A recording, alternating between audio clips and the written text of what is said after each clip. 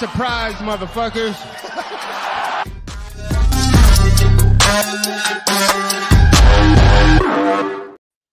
I'm back at it again on a Sunday night, ladies and gentlemen. It's Keyboard Warriors Shorts. Why is it short? This is going to be legitimately a 20-minute show right here for y'all. But we got to jump in the story, man.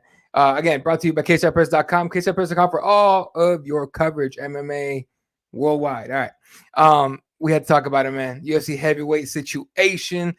Francis Ngannou. First of all, just to put the background on it. Saturday around, I think before the event, just as the event was kicking off, there was an image from T-Mobile Arena that came out on Twitter, which some of us thought might have been fake, right? Of Jones or Gane for March 4th, UFC 285. It said world heavyweight title, whatever, for the UFC, right? And so that comes out.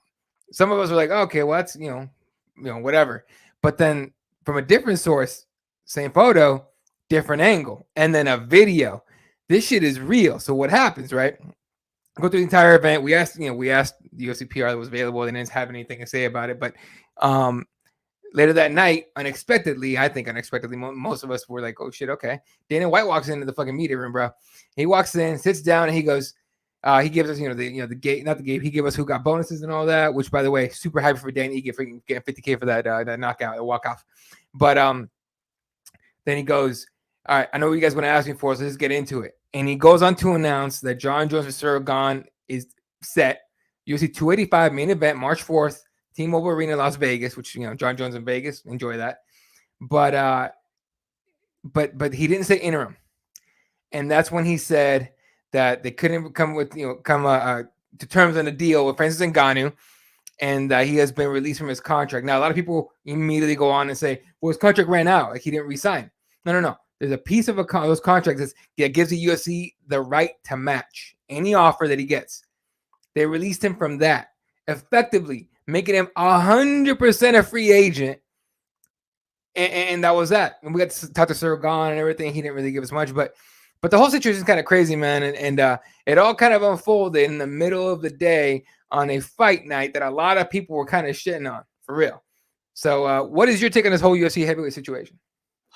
Man, there's a fuck ton to unpack. Listen, on one hand, I think I was shocked like everybody else. Mm-hmm. And the fact that both of these sort of stories came out on the heels or like sort of at the same time, we find out that they booked the Cyril Gane, John Jones fight, and Francis Ngannou has essentially been stripped and fucking cut. I mean, you can put it however you want, Jack. His funny ass is gone. He's no longer the champion. And look, they have a championship clause. If Francis is gone, it's because the UFC let him go. Make no mistake about it. If the UFC wanted to, I mean, I guess he could have waited until his contract ran out or some shit like that. But with the championship clause, they have the right to match. Right. There's a they could have just not let him go as easy. On one hand, I'm really surprised because we're actually here. The fight's booked. It's sort of right around the corner, to be completely honest. March 4th is fucking close. 2 weeks. 2 weeks, man. But the fact that this has been going on for so long, I'm not exactly surprised. I sort of felt like we could see this coming. I mean, I know that Francis was hurt for a while, but I feel like there's been a while now where there's been rumblings that he's not really hurt no more, or that he's sort of been over it. Like I guess a part of me's not very surprised. Sure. Where there's smoke, there's fire. It feels like they've been having a problem negotiating for a long fucking time. Now, for me, the interesting part is the details. The devil's always in the details. What the fuck happened? We've been hearing this from both angles. And we'll get into it in a minute here on what we think happened. But quickly, just simply put, good idea or bad idea from Francis Ngannou? Not the UFC, from Francis Ngannou's point of view. Do you think this was a good move or a bad move for him? Personally, I think it's a good move. I always think betting on yourself is a good move. If you truly believe in yourself that much, everyone's going to demonize you. Everyone's going to kind of shit on you because you dared fucking bet on yourself. Now, if it doesn't pay off, you look like an idiot.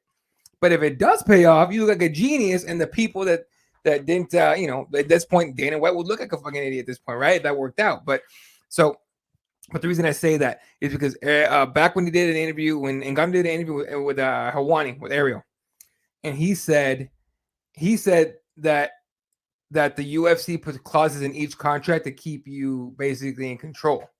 And he's talking about the right to match. He's talking about the right to refuse him boxing matches. The whole boxing match, don't get it twisted.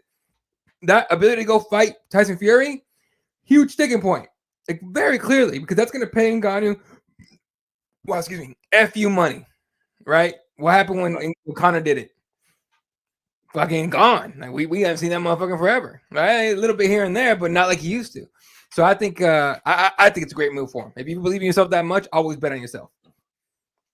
Okay. Well, this should be fun. I think it was a terrible move for him. Okay. So here's the deal, right? It depends on what Francis wants out of this.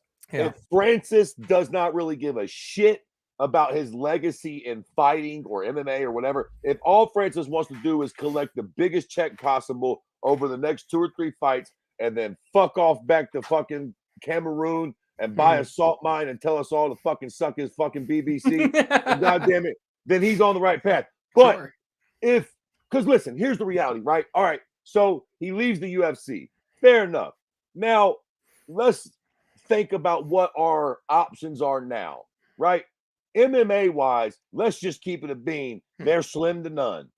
They're slim to none. You could go sign with Bellator and fight the winner of Fader Bader, which I suppose we could. And to keep it real, that's probably your best option. Probably. So I ain't gonna go into no, I ain't gonna be rude. I ain't gonna go no further. Ryan Bader or Fedor is the best option he has in MMA. So y'all fucking ponder that. Now, I suppose to your point, the real reason this probably all happened is because he's trying to box Tyson Fury or Deontay Wilder. Now, I would imagine the Tyson Fury fight's the one that he really wants. Sure. Well, a couple problems with that. A, everybody wants to watch Tyson Fury box Alexander Usyk. Right. All right. So the demand for a Fury and Ngannou boxing match has went down substantially. I also think I respect your opinion that you respect betting on yourself. That being said, Tyson Fury is going to beat the dog shit out of Francis. Oh, absolutely. If he gets lucky enough to actually get that fight amidst all the Usyk talk and everything else, if he actually gets it, there's not a fucking God in heaven if Tyson Fury don't beat. I wouldn't even be so confident about that if we hadn't watched the boxing version of Ngannou, Deontay Wilder, fight Tyson Fury. If Deontay Wilder in fucking 34 rounds or whatever the fuck it was could not knock him out or finish him, there is not a shitball chance in hell that Francis Ngannou is going. I mean, again, listen, at the end of the day, it's fucking combat sports. Anything could happen, but more than likely, not only does Tyson beat him, but he makes him look silly. And then what? Now what? You're not going to be a boxer. I mean, let's just fucking. And again, I can hear people get on my nerves too, man. They really, people don't take into fact the reality of the situation. Everybody goes, well, he let Conor do it. Bro, if y'all think Tyson Fury versus Francis Ngannou is the same thing as Floyd Mayweather versus Conor McGregor after he beat the dog shit out of Eddie Alvarez, y'all must just not been outside. That was different. If they line up Tyson Fury and Ngannou tomorrow, I mean, I'll watch it. But do you think it's going to light the boxing world on fire? I don't think. Not if you do it tomorrow. It won't. Listen, here's the reality: the boxing world don't give a fuck about us. They don't. Them Mexicans and them black folks don't really give a shit about MMA. That's why when you watch a Jake Paul fight, it's MMA guy. The boxing crowd ain't watching Jake Paul box. Boxing fans want to watch Tyson Fury box Alexander Usyk. If they line up the Ngannou fight, pure boxing fans will shit on it. Not only will they not be excited, they'll be like, what the fuck is this bullshit? Like, why are we watching our guy fight this shit rat from another sport that nobody even knows? It's it's not. I don't think it's going to be the spectacle that Francis thinks it's going to be, and ultimately, I think he made a fucking bad move here. You know, and again, it's very possible. Like again, it's always a risk, right, to bet on yourself. Like if he goes out, gets the Fury fight, or shit, gets a Wilder fight, like that's a win for him, whether or not he wins or loses that fight. That's that 30 million bag that he's been looking for, or whatever amount of money, right? But I mean, I think, look, man, for as much as we want to talk about fighter pay and all that shit, you and I are kind of on the same page on that. Look, the beast that is the MMA game, but specifically UFC, is you got to earn everything you get. They're not just gonna give you shit just because you're a professional fighter. But that those bags in boxing are just they're so damn shiny. It's like a diamond in the rough for him. So here's the deal, right? I think we both can almost universally agree, or all of us can universally agree that if he gets a boxing match with Deontay or Tyson, he's gonna get thunderstruck, right? Oh yeah. So then what? He gets the $30 million payday. He gets thrashed out by Tyson. Now he's got the UFC that's like, nah, homeboy. If we weren't going to give you the bag before, now that you just look silly, we sure as fucking go holler at Bellator. I wouldn't. You ain't about to leave me, and then when this motherfucker does you dirty, you think you about to come back and give Daddy Francis a pussy. Nah, baby. No, he knocked you out. So go see what Bellator's getting. See what one can do. So I guess my question to you is, do you think it's worth it for the payday to completely, because I think this ruins his legacy in MMA. Think about it. If Francis Ngannou never competes in the UFC again, who will he be in MMA? Ultimately, will he ever be mentioned with the Fedors? I mean, and listen, if I'm Dana, I'm going to remind y'all about that one time Stipe beat him up. I mean, it ain't like he was undefeated and just this tight. I mean, don't get me wrong, Francis is a bad lad, but he took an L. He took a couple of. Did he win the fight with Derek Lewis? That really shitty fight. He won that. Okay, well, listen, it's an L in my book. He had a couple bad. He's not exactly fucking whatever, man. Rampage in his prime. He's not exactly the killing machine that I think he might think. Oh no, hey, Derek Lewis won that fight. Okay, there you go. So he lost a couple fights in the UFC. Yeah. He was on a little bit of a run recently, and he looked good. But yeah, man. I think this will ruin his legacy in MMA, and to ultimately get knocked out in a boxing match by somebody he didn't have no business in there with. Again, if you're just trying to get the bag, well then fuck me.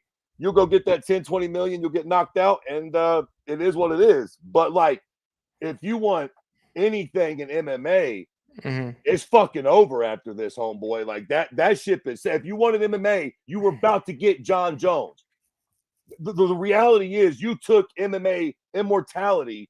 And I mean, listen, if he knocks out Tyson Fury, then I look like the biggest dick in the world. But son, I bet my left nut he ain't gonna beat Tyson Fury. Not no goddamn boxing match.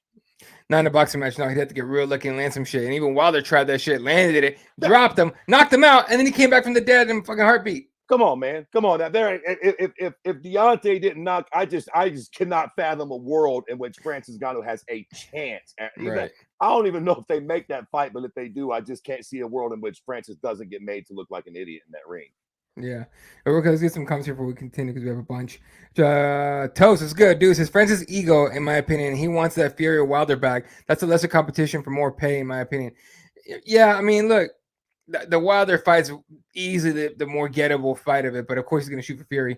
Santiago says, bummer not to see him for a while in the UFC, but if it's what he wants, good for him. And it is. He called his own shot. Oh, my boy Steven, appreciate you, bro. What else we got? Toast says he'll be back.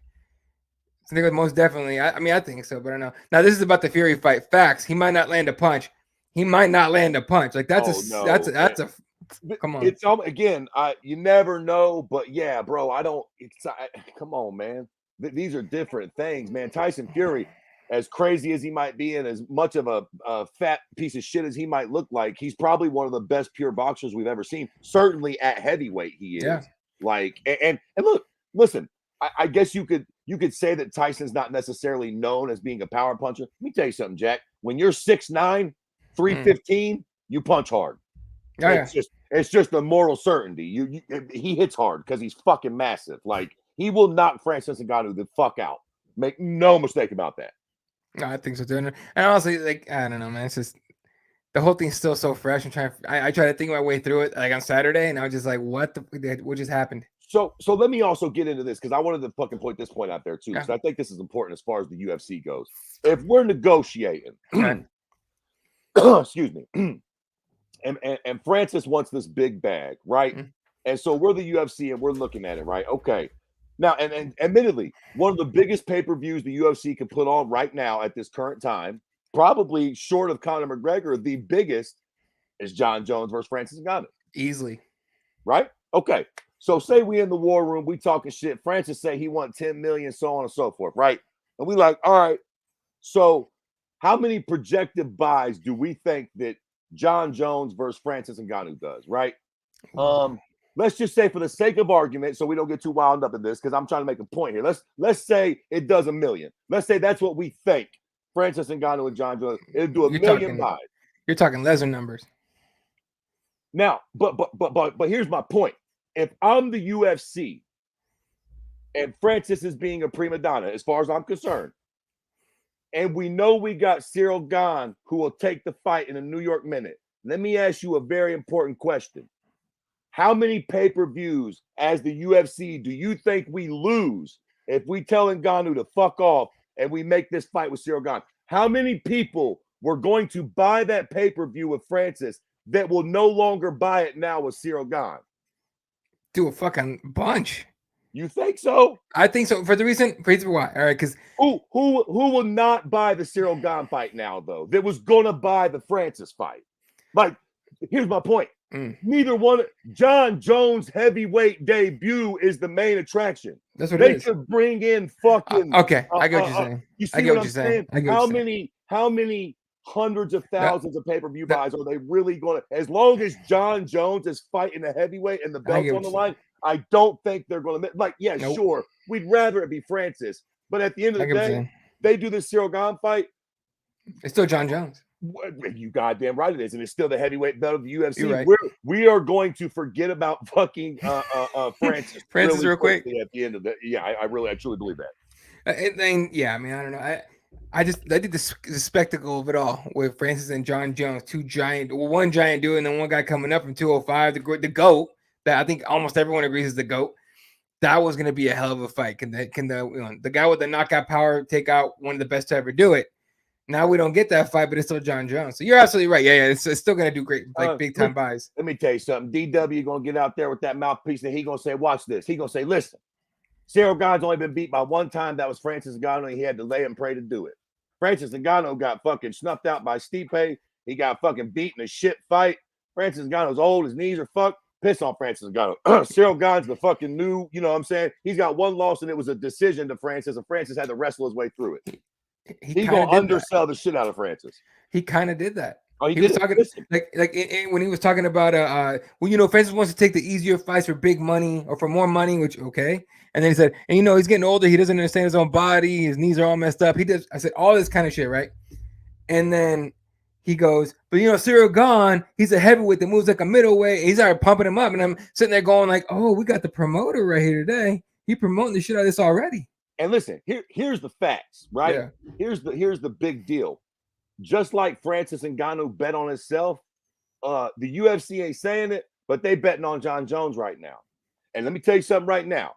Couple things here.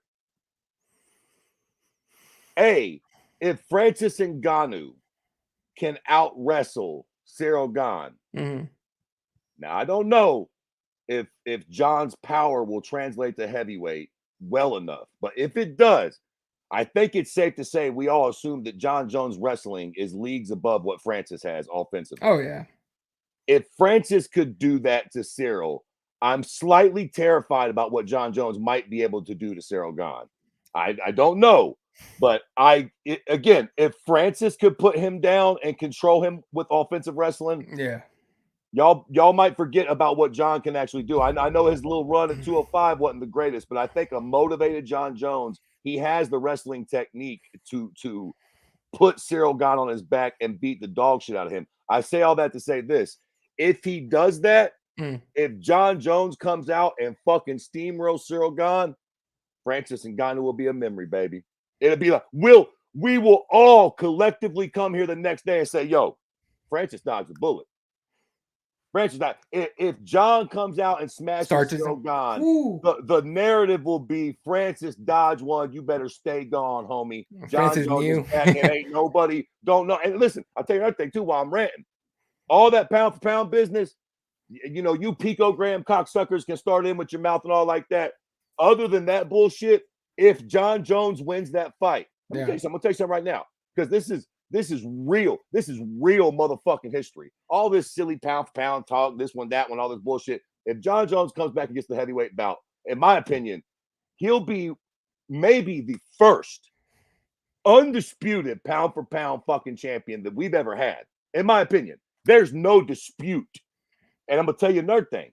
And these are major ifs, if John Jones comes back and gets that heavyweight belt and defends it more than once and retires, let me tell you something. The talk's over forever. The motherfucker cements a statue of himself as the great Habib. Man, you better suck my dick. Don't forget about Habib real fast. You better suck my dick. Habib would have to come back and go to 85 to do, like, if John wins the belt and then beats Stipe and say one other cocksucker and retires as the heavyweight champion. I think people are really not going to understand. Again, you can point to the cheating and the picograms if that's your thing, but if you want to take that off the table, you're looking at one of the most accomplished fighter anywhere. I mean, you know, you can bring up the what was the Mexican's cat name that went undefeated in boxing? Chavez or Julio. Oh, Julio Cesar Chavez went undefeated for a long time. You know, okay, there's a go. But at the end of the day, John Jones's record, especially in MMA, will be it's over. There's no debate ever again about nothing. He's the motherfucking GOAT. And here's the crazy thing. Who's gonna catch him? Who would even there's nobody alive right now. There's nobody even on a street. Bo Nichols would have to win his next fucking 42 fights. And by finishes. There's nobody like Izzy, maybe, but he just lost by knockout. There's nobody that's even in the fucking running for who John Jones is if he wins these next few fights. I wish they could go back and overturn that fucking Matt Hamill loss. That man should be undefeated. Oh, buddy, I don't bit more count that than the man on the moon. Yeah, they can keep no one should count it. They don't. Like they can keep that loss all they want. If you saw that fight, John Jones, you know. Oh. So I don't know, man. I think ultimately, overall, bad move for Cyril, or I'm sorry, bad move for Francis. Great move for Cyril. Also, that's another point. Cyril Gane just hit the lottery. Dude, he said back like, wait, what? If you lose, then it's John Jones at heavyweight, and we're all in awe. We literally crown him the fucking living GOAT anyways. And if you win, shit. You just beat the first man to ever legit. I don't give a fuck what division it's at. You're the first man to beat John Jones. Cyril Gane just hit the fucking lottery, dog. That's so crazy. I don't think we'll ever, man, because Francis, if he doesn't go out, if he's not successful outside of the UFC, he'll be like a big like what could have been, right? But I'm not convinced Francis wants to fight anymore. Honestly, the way he's moved, the way he's taking his sweet time coming back from that knee injury, that knee injury scared shit him. Now, did you watch any of that?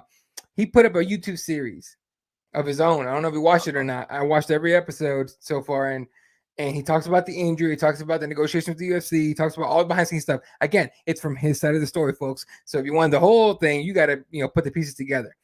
But he clearly states what I believe is his opinion, right? What he believes is what he thinks, what he feels. And so I think it's worth watching and everything. But from watching that, the entire time I was thinking, like, this man don't want to fight. I don't think he wants to fight, honestly. I think he just he wants to make a bunch of money and just fuck off somewhere and just go live. And if that's what he wants to do, bless him. Go do your thing, bro. So I think a lot of talk of that legacy stuff, I don't think it matters to him, man, honestly. And I haven't seen anything with it, of him saying like it does matter to him. I don't think it does, though. I think he wants to bag. Think about it. He's a kid from Cameroon, right? Try to get away multiple times. Got deported back to Cameroon. Not just Cameroon, but got deported back to the desert to die multiple times. Okay. That man, was and is still trying to survive. He's not trying to cement a legacy or be the greatest. He's trying to eat and have money for him and family. That's why I think he's going after boxing. Get the biggest fight possible, make as much money as he can. Hopefully, invest it and maybe start a bunch of business. And he'd be, hey, bye combat sports.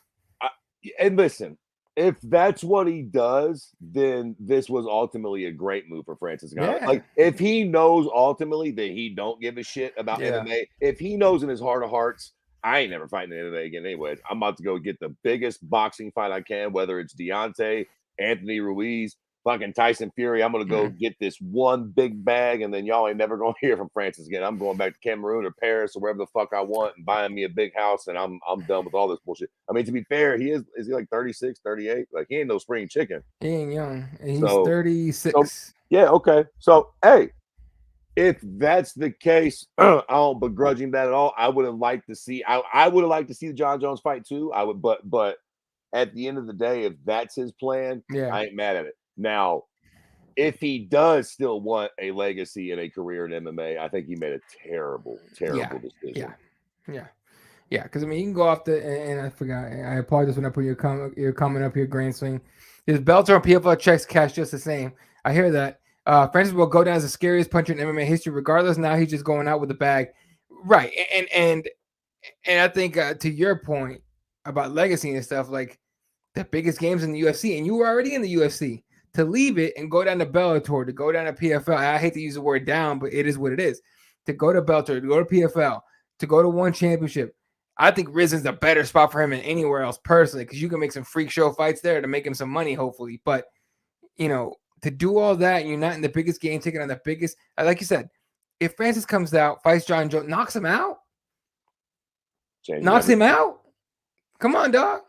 Knocks him out. That's it. That's the legacy you need. He could retire right then and there. It's like, yep, I'm the man to beat John Jones. Fuck off. I'm out of here. Give me my bag. Right? But instead, bet on himself. That's why I don't believe he wants to fight, man. I believe he wants to do one boxing match, maybe two, and then just go, right to the sunset. And yeah, I mean, look, if he's all about just getting some money, he'll get some bread in Bellator and PFL. I mean, he ain't going to be fighting anybody that matters, but I guess if that doesn't really matter to him, then it's all gravy. And as far as him going down as the hardest puncher in the UFC, well, congratulations, but that means a fucking hill beans and goddamn nothing. I mean, he's got some sweet knockouts, but at the end of the day, that will go down as a cliff note, possibly. Like, if John Jones beats Cyril Gane, nobody will give a fuck how hard Francis Gane hit. You know what I mean? Or Francis Ngannou. Nobody, like, he definitely is a hard-hitting motherfucker, but, like, at the end of the day, that ain't going to count for a whole lot unless he gets those W's at the right fucking fights. Yeah, I personally hope he comes back. I hope Francis somehow finds his way back to UFC. If he really does care about fighting and legacy and all that, I hope he comes back, gets that belt back, or at least fights John Jones at least once. But we'll see, man. We'll see what happens. It's been a fucking crazy start to 2023 as far as MMA goes, boy. Goddamn whole gambling shit got shifted. Motherfucking Francis got cut. John Jones is actually making his heavyweight debut. Sean Strickland's still crazy as a goddamn shithouse rat. Oh, fucking Sean Strickland's a fucking tripping person, as crazy bro. as he wants to be, Billy. I tell you what, though, I like hearing that motherfucker talk. You never know what the fuck's gonna come out of his mouth. I enjoy that. He walked in the media room and I was sitting there. I literally sat down, folded my hands on my back like this, like, okay, who's he gonna shit on today? And he kept going again. Alex B. Hunan for the fucking chain. It made me laugh so hard because here's the thing. He came in on me today. He goes, "Look at you, motherfucker, with your gold chain. Just fucking with him, right?" And I look over at Alex. And Alex goes, "Alex, look at me." He goes, "Dude, it's fucking silver." I'm like, this motherfucker. He had a silver chain, and he kept giving him shit about it. It was so great. And then he talked about John Morgan, which I respect John Morgan a lot. But he compared it to like the Merchant in the Star Wars movies, and now I can't unsee it. I felt so bad. And at the post fight, Sean Strickland asked him about it. He goes, "But you saw it, right?" And John Morgan goes, "How could I not see it? I was tagged in it like 100,000 times." I'm like, you know what? John Morgan's got thick skin, man. First, Kobe telling him to do push-ups and everyone fucks with him about it. And now this shit. Like, he's got some thick fucking skin. He's a good fucking dude, too. Shout out to John Morgan, man. He's a good guy. But let me show you my favorite tweet of the day since we're talking about betting. Another one kind of tweets out today. Oh, wait. No, it's fucking different. My bad. Let me find the one that I was looking for. Here it is. He goes, John fucking Bones, plus 100 underdog. God damn. I would bet my house if I could. Damn be you, James Krause. That's my favorite tweet of today. I saw that shit. And I was falling over laughing. He better be cool, Jack. They ain't fucking with that betting shit right now. Well, that's why he said that. Don't stop poking fun at it. That's why he said that. That's why he said that. So it's like that shit was so damn funny. So all right, we'll do some commentary and then we're gonna run out of here because we're 10 minutes over our fucking limit. I knew, yeah. It's gonna happen. All right, let me see. Oh, this motherfucker, Marty. What's up, Tank? They all buying it for Jones. Doesn't matter who Jones fights. We're tuning in. That's 100% your point. That's a fact, bro. That's it. Yeah.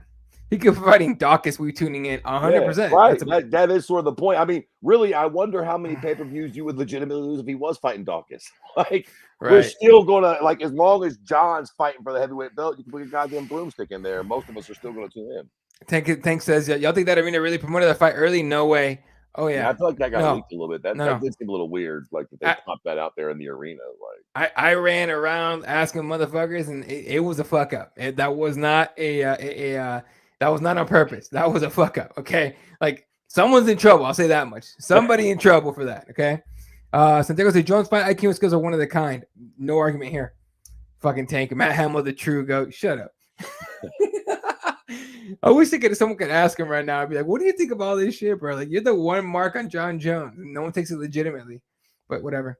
Chaka says, Eddie, great point. As I get older and coming from a knee injury that you're not sure at any time that thing can go out, give me some big old boxing gloves. I'm saying, go get that bag. If that's the plan, it does make sense. Yeah, team lifted trucks is Chuck. Anyway, team lifted truck, little wiener. Fucking toast. All right, folks, this is gonna do it for us tonight. Again, these are the KW shorts. We do these every once. We're gonna do these probably around this time, these like days, just for the fact that we want to get, we're gonna get talk about stories as soon as possible. You all don't want to wait for us till Friday, right? I know we got Cageside Live tomorrow night, for sure. If you want to jump on that, you're more than welcome. But we'll do Cageside Live tomorrow night. That's your analysis and all that kind of shit type of show. Keyboard Warriors on Friday night is all fun, baby. So make sure you guys come hang out with us next Friday night. I love you too, Toast. Appreciate you, bro. But make sure you join us again on Friday night. Keyboard Warriors Monday night, tomorrow night, Cageside Live. This week, UFC 283 from Brazil. I will not be going to Brazil, fuck all that. But we will have all your coverage anyway. I will be doing Saturday night. I will be doing a live fight companion on here for the main card, not the fucking prelims, but for the main card. So, and then real quick, February 4th is that Derek Lewis Spivak card. Oh, yeah. We're sitting in the media room, and I already knew this ahead of time, but we started talking about it. Those prelims start at the main card starts at basically 1 a.m. your time. Damn. Because that was supposed to be the Korea card, and that got canceled because the Korean Zombie injured something, so he's out of the fight. So they said, we need a headline that's Korean. Now we don't have it. Fuck it, send it back to the Apex. But it's still a Korean card, so that time slot did not change. So I was laughing when everyone was like, who's gonna come in here to cover this shit? I actually might. Yeah, that sounds kind of fun. Shit. You don't think that I'll mind, leaving here. It's a 4-hour drive from Phoenix to Vegas, so leave here at 6, right? No, I wouldn't be 6. The prelim start at 7. So leave here at 1. Get there, get some grub, chill out, check into my hotel, cover the fight night, go back to the hotel, and then book it the next morning. Shit, I'll do that shit. Boy, I used to drive truck. I used to drive trucks for 10, 12 hours a day. You think I give a fuck? Shit. Boring shit. All right, folks. Catch you guys tomorrow night, Cageside Live. Catch you guys Friday night for Keyboard Warriors. Make sure you guys come hang out with us all the time. CagesidePress.com for every bit of your MMA coverage. At Keyboard MMA for the show. At GMC Jesus for Fred. I'm at Eli32. I've talked my ass off. Appreciate the fucking guys. Chaga. Hey, Toast is the man. Hey, Toast, I'm actually going to be at, I'm supposed to be at the next Muay Thai event here, January 20th. So that's next week. Holy shit. But yeah, so we might have to move Keyboard Warriors. We'll see. I'll let you know. But Toast actually came up and gave me Ben Davis and I apologize for our other friend, Jacob or something. I can't remember. I'm sorry, dude. He's actually a pro wrestling announcer. But he got us all 2 Red Bulls each and a fucking thing of nachos, which is actually pretty good. So appreciate you, Toast. You're the fucking man. All right, catch you guys next week. Good night. Good night, Wilshire.